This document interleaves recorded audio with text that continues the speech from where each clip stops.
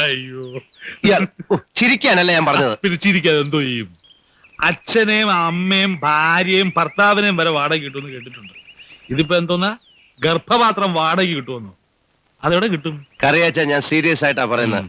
England എങ്കിൽ England, America എങ്കിൽ America. എനിക്ക് പാസ്പോർട്ട് ഉണ്ടോ? എനിക്ക് പാസ്പോർട്ട് ഇല്ല. ഇപ്പൊ ഉണ്ടേലും ഞാൻ അങ്ങോട്ടെങ്കിലും ഇല്ല. ആ, എങ്കിൽ ഒറ്റയ്ക്ക് ഞാൻ പോകും. നല്ലൊരു മദാമയം കൊണ്ടുവരും, സംഗതി നടത്തും. പ്രസവം കഴിഞ്ഞ് കുറച്ച് ക്യാഷ് കൊടുത്ത് വിമാനത്തെ കയറ്റി വിടും. അപ്പൊ ഒരു പ്രശ്നമുണ്ട്. കൊച്ചാംഗ്ലോ ഇന്ത്യനായി പോവും. നമ്മുടെ മണ്ണിന്റെ മണം ഉണ്ടാവില്ല. വേണ്ട. നമ്മുടെ പൈതൃകം ആർഷഭാരതത്തിന്റെ ഒരു ഗർഭപാത്രം വാടകയ്ക്ക് കിട്ടാത്ത നാടിന്റെ പൈതൃകം എന്റെ മോന് വേണ്ട.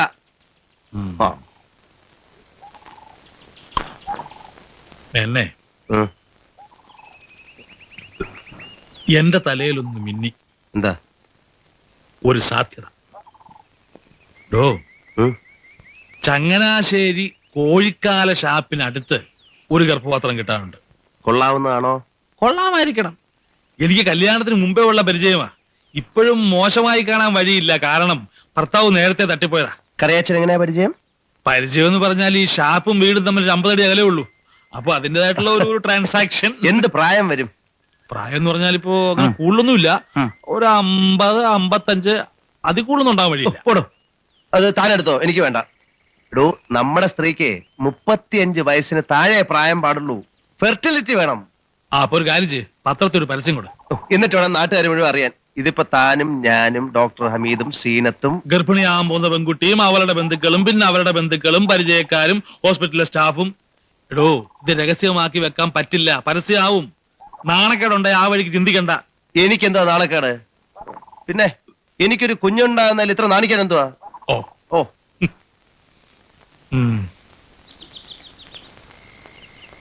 എങ്കിൽ നമുക്കേ തുമ്മിയെ പോലൊരു ചെക്കനെ കിട്ടിയാൽ നല്ല രസമായിരിക്കും അല്ലേ? അതിന് ഞാൻ ചില വഴികളൊക്കെ കണ്ടുവച്ചിട്ടുണ്ട്. അത് നടക്കണമെങ്കിൽ ഇംഗ്ലണ്ടിലോ അമേരിക്കയിലോ ഒക്കെ ഒന്ന് പോണം. അങ്കിൾ, എനിക്കൊരു പാസ്പോർട്ട് എടുത്ത് തരണം. എനിക്കൊന്നും മനസ്സിലായില്ല. തുമ്മി പാസ്പോർട്ടുമായിട്ട് എന്താ ബന്ധം? അതൊക്കെ ഞാൻ വിശദമായിട്ട് പറയാം. അങ്കിൾ, എനിക്കൊരു പാസ്പോർട്ട് എടുത്ത് തരുമോ? രാജീവ് സാറിന് ഫോൺ. ആരാ രാജ? കള്ളുകപ്പനികളും എല്ലാവരും ആണോ? അമീത് സാറാണെന്ന് തോന്നുന്നു. ഇവരൊക്കെ കൂടി എന്തോ ചില ചുറ്റിക്കളികളുണ്ട്.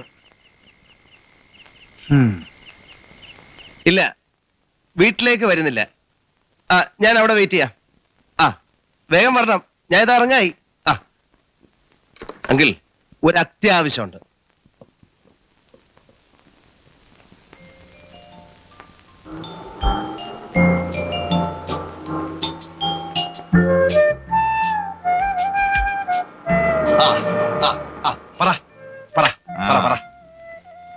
താനെന്താ പറഞ്ഞു വന്നു? പറയാന്നേ. ഞാനൊന്ന് ശ്വാസം വിടട്ടെ. എന്തെല്ലാം നുണ പറഞ്ഞാ വീട്ടിൽ നിന്ന് ഇറങ്ങിയെന്നറിയാവോ? ഡോക്ടർ ആയാലും മജിസ്ട്രേറ്റ് ആയാലും പെണ്ണ് തന്നെയാ. ന്യൂസൻസ്. എന്നിട്ടൊരു പെണ്ണിനെ കിട്ടാൻ വേണ്ടി താൻ എത്ര നാളായി അലയുന്നു? എന്നിട്ട് എവിടുന്നേലും കിട്ടാനുണ്ടോ? ഇല്ല. ഇവിടെ കിട്ടിയില്ലെങ്കിൽ വേണ്ട, അമേരിക്കയെങ്കിൽ അമേരിക്ക. ഞാൻ ഒരാളെ തന്നാലോ? ഒരു ഗർഭപാത്രം വാടകയ്ക്ക് വാങ്ങി തന്നാലോ എന്ന്. സമ്മതിച്ചോ? സമ്മതിച്ചു എന്ന് പറഞ്ഞില്ല, പക്ഷെ സമ്മതിക്കും. അല്ലാതെ അവൾക്ക് മറ്റു മാർഗങ്ങളൊന്നുമില്ല. സത്യത്തിൽ തന്റെ ഈ ഭ്രാന്തനാഗ്രഹം നടന്നു കാണാനുള്ള താല്പര്യം കൊണ്ടൊന്നുമില്ല. അവളുടെ ഇപ്പോഴത്തെ അവസ്ഥയിൽ വേദന തോന്നി പെട്ടെന്ന് അങ്ങ് ചോദിച്ചു പോയതാണ്. ഡോക്ടർക്ക് അറിയാവുന്ന സ്ത്രീയാണോ? കാണാൻ എങ്ങനെയുണ്ട്? വെളുത്തിട്ടാണോ സ്വഭാവം? കല്യാണാലോചനയൊന്നും അല്ലല്ലോ. സോറി, അറിയാനുള്ള ആഗ്രഹം കൊണ്ട് ചോദിച്ചു പോയതാ. 2 വർഷമായിട്ട് എനിക്കറിയാം അവളെ. എന്റെ പേഷ്യന്റ് ആണ് അവളുടെ ഭർത്താവ്. ഓ, മാരീഡ്? യെസ്, പ്രേമവിവാഹമായിരുന്നു. പേര് കേട്ടാ ചിലപ്പോ അറിയാം.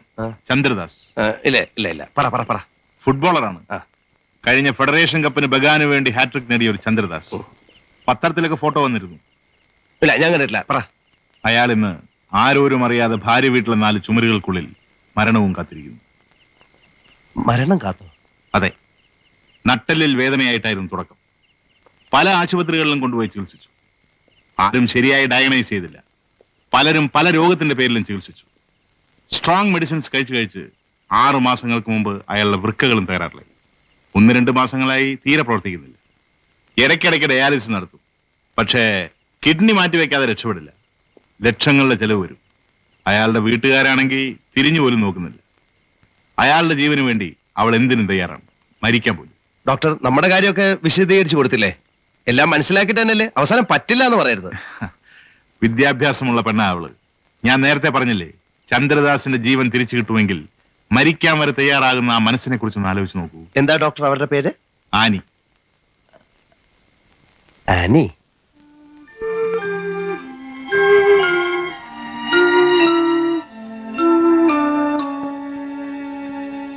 ഈ ആളെ നീ കണ്ടിട്ടുണ്ടോ?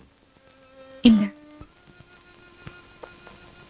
ഡോക്ടർ ഒരു കഥ പോലെയാണ് അയാളെ കുറിച്ച് പറഞ്ഞു വന്നത്. പറഞ്ഞു വന്നപ്പോ ഒരു കിറുക്കന്റെ രൂപമാണ് എനിക്ക് തോന്നിയത്. എല്ലാവർക്കും ഉണ്ട് കിറക്ക്. അയാൾക്ക് കുഞ്ഞുങ്ങളോട് കിറക്ക്, എനിക്ക് കളിപ്പന്തുകളോട്, നിനക്ക് ഒരു പ്രയോജനവുമില്ലാത്ത എന്നോട്. എന്തിനാ ദാസ് ഇങ്ങനെയൊക്കെ പറയുന്നത്? നമുക്ക് പിടിച്ചു നിർത്താൻ കഴിയാത്തതായി പലതുമുണ്ട്.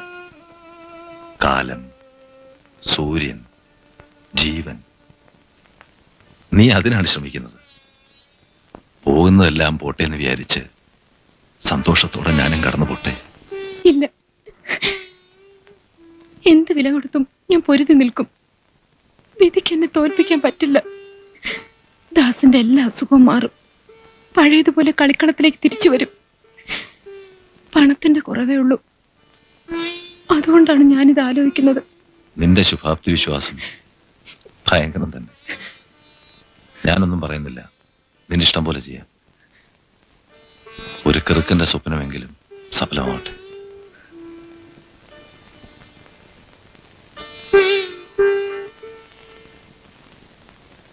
ദാസിന് എന്തെങ്കിലും വിഷമമുണ്ടോ ഇതിൽ? ഉണ്ടെങ്കിൽ പറയണം. എന്തിന്? നിന്റെ മനസ്സും ശരീരവും എല്ലാം എനിക്ക് മാത്രമാണ്. പിന്നെ ഒരു ഭ്രൂണത്തിന്റെ വളർച്ച, 10 മാസം വളർച്ചയുള്ള ഒരു ട്യൂമർ, അത്രയല്ലേ ഉള്ളൂ. അതിലപ്പുറം ഒന്നുമില്ല. ഒന്നുകൂടെ ആലോചിച്ചിട്ട് തീരുമാനിച്ചാൽ മതി. 10 മാസത്തെ ട്യൂമർ എന്നൊക്കെ പറയാൻ എളുപ്പമാ, പക്ഷെ അങ്ങനെ കാണാൻ പറ്റുമോ?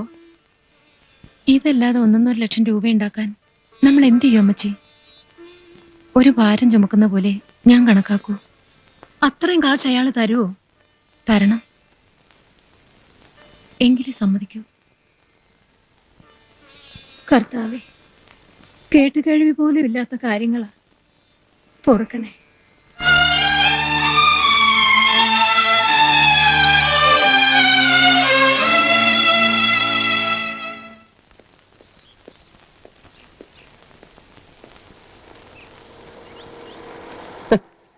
ഇതെന്താ ഒരിക്കലും ചേരാത്തൊരു കമ്പനി? കറിയാച്ചോ താനെ വിട്ട ചെവരോടെ ചേർന്നോ? ഞാനിങ്ങോട്ട് വരാൻ നിൽക്കുകയായിരുന്നു. കാര്യങ്ങളൊക്കെ ഞാൻ അറിഞ്ഞു. നന്നായി. ഞാനിതെങ്ങനെ അങ്കിളിനോട് പറയും എന്ന് വിചാരിച്ചിരിക്കുകയായിരുന്നു. ഒരു ചലിപ്പ്. എന്നെ നമുക്ക് ലീഗലായിട്ടുള്ള ഡീറ്റെയിൽസ് കൂടി പഠിച്ചിട്ട് ഒരു തീരുമാനം എടുത്താ പോരെ? ഏയ്, ഇതിൽ ലീഗലായിട്ടൊരു പ്രശ്നമില്ല. ഇതെന്റെ ആഗ്രഹത്തിന്റെ, എന്റെ സന്തോഷത്തിന്റെ കാര്യം മാത്രമാണ്. പിന്നെ അവശേഷിക്കുന്ന പണത്തിന്റെയും വേണ്ടി വന്നാൽ ഒരു കരാറിന്റെയും പ്രശ്നമാണ്. അതും ഒരു പ്രശ്നമാണല്ലോ. അത് നമുക്കൊരു കരാർ എഴുതി ഉണ്ടാക്കാം. എത്ര രൂപയുടെ പത്രമാണെന്ന് വെച്ചാൽ വാങ്ങിച്ചോളൂ. അത് വേണം. നമ്മളങ്ങനെ മണ്ടന്മാരാകാൻ പാടില്ല. ഒരു ലൂപ്പ് ഹോളും ഇല്ലാതെ ഒരു കരാർ എഴുതി ഉണ്ടാക്കാം. അത് വക്കീലിന് ഭംഗിയായി ചെയ്തൂടെ? അതാ ഞാനും പറഞ്ഞു വരുന്നത്. അപ്പൊ മിസ്റ്റർ പിള്ളേ, നമുക്ക് ഈ കാര്യങ്ങളൊക്കെ ഭംഗിയാക്കണം. മേനോന്റെ പേരിൽ മുദ്രപത്രം വാങ്ങണം. ആ സ്ത്രീയുടെ കൃത്യമായ മേൽവിലാസവും വാങ്ങണം. കേൾക്കുന്നവർ വട്ടാണെന്ന് പറയുമല്ലോ എന്റെ ഈശ്വര. പറഞ്ഞോട്ടെ. ചേഞ്ച് വേണമെന്ന് ആഗ്രഹിക്കുന്നവർ എവിടെയും വട്ടന്മാരാണ്. ചരിത്രത്തിൽ എത്രയോ വട്ടന്മാരുണ്ട്.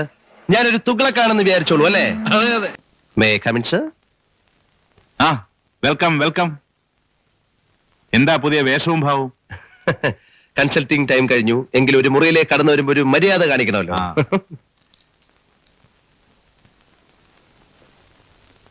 അല്ല ഡോക്ടർ, ആ നേഴ്സിനെ കാര്യം അറിയോ? എന്ത്? ഞാൻ ഇങ്ങനെ ഒരു കാര്യത്തിനാണ് ഡോക്ടറെ കാണാൻ വന്നതെന്ന്. ഏ അല്ല, അവരെന്നെ കണ്ട് ഒരുമാതിരി വല്ലാത്ത ചിരി ചിരിച്ചു. കളിയാക്കിയുള്ളൊരു ചിരി. ചുമ്മാ. പിന്നെ കക്ഷി വന്നോ? ഉവ്വ്, അതാണ് തന്നോട് വരാൻ പറഞ്ഞത്. സംഗതിയൊന്നും ഇല്ലെങ്കിലും ഒന്ന് കണ്ട് പരസ്പരം സംസാരിക്കുന്നതാണല്ലോ നല്ലത്. യെസ്, ഒന്ന് കാണണമെന്ന് എനിക്കൊരാശ ഉണ്ടായിരുന്നു. ഒന്നിനുമല്ല, വെറുതെ. എന്റെ കുഞ്ഞ് വളരാൻ പോകുന്നൊരു ശരീരമല്ലേ. അവരാവശ്യപ്പെടുന്നത് 2 ലക്ഷം രൂപയാണ്. All right. ഇന്ന് കൊടുക്കണോ ക്യാഷ്? ഇന്ന് വേണമെങ്കിൽ ആവാം. സംഖ്യ കൂടുതലാണെന്ന് തോന്നുന്നുണ്ടോ? ഹേയ്, ഇനിയും വേണമെങ്കിൽ കൊടുക്കാം. വേണ്ട, അവരത്രേ ആവശ്യപ്പെടുന്നുള്ളൂ. വൃക്ക കൊടുക്കുന്ന ആളിന് 1 ലക്ഷം കൊടുക്കണം. പിന്നെ ഓപ്പറേഷൻ ചാർജസ്, അയാളുടെ പരിചരണം, പണച്ചെലവ് പിന്നെയും കിടക്കുന്നു.